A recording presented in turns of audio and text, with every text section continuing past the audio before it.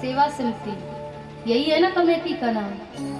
अभी ये बहुत अच्छी कमेटी है, लेकिन जैसा कि भैया जी ने कहा था कल कि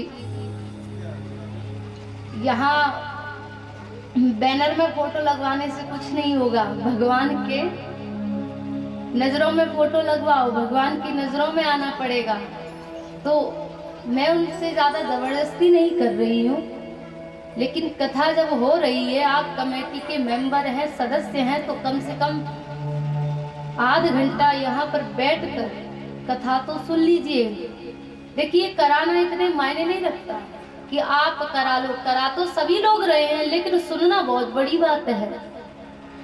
सुन कितने लोग रहे हैं, धर्म के कार्य खूब करा रहे हैं, लेकिन वहां पर बैठ के कौन सुन रहा है?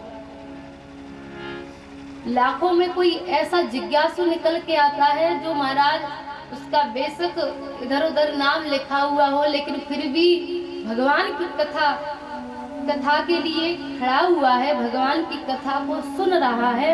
तो ये चीज तो हमें सोचनी चाहिए अपने विवेक द्वारा कि बताओ, हमारा नाम उस पर लिखा हुआ है तो हम तो बैठ के कथा सुने क्यों? व्यक्तिगत मैं किसी के लिए नहीं कह रही हूँ, ये सबके लिए कह रही हूँ। जरूरी नहीं है कि मैं कमेटी वाले भैया लोगों से कह रही हूँ, जहां तक भी आवाज जा रही है मैं सभी से कह रही हूँ कि कथा यदि आपके गांव में हो रही है तो उसको मजाक के रूप में मत लो, सीरियस लो, और यहाँ आके चाहे 2 मिनट सुनो, लेकिन कथा सुनो। क्योंकि यदि अपने जीवन में शांति चाहते हो महाराज, तो जनक जी ने अपने खेत में क्या चलाया था? हल चलाया था, तभी तो सीता जी की प्राप्ति हुई। क्यों परीक्षित जी? सीता जी की तभी तो प्राप्ति हुई जब चोटी का पसीना एड़ी तक आ गया, तभी तो सीता जी की प्राप्ति हुई। ऐसे ही करके महाराज हमें कथा में बैठना पड़ेगा, तब जाके महाराज सीता रूपी शांति भक्ति तुम्हें प्राप्त होगी।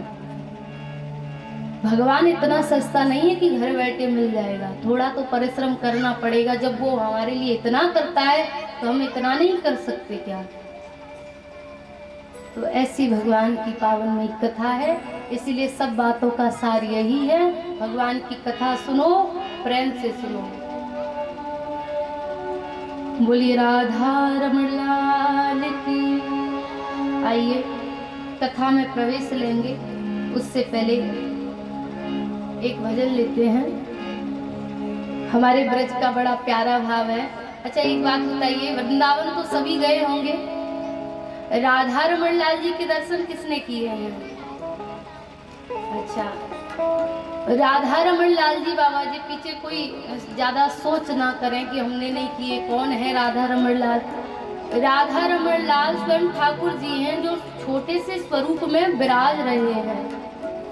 बिहारी जी बड़े हैं, तो जैसे कि बिहारी जी का रूप देखा है, उनके हाथ में बंसी नहीं होती है, वैसे ही छोटे रूप में राधा रमण लाल जी के हाथ में बंसी नहीं है।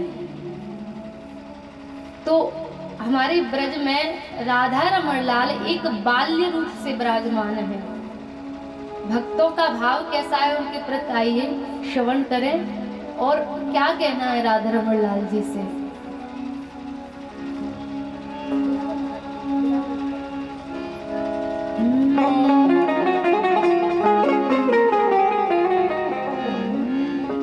मुझको राधा रमण कर दो ऐसा मगन। कैसा मगन? ये संसार में मगन होने वाला नहीं, ठाकुर जी के अंदर मगन हो जाए, ऐसा मगन कर दीजिए। मुझको राधा रमण कर दो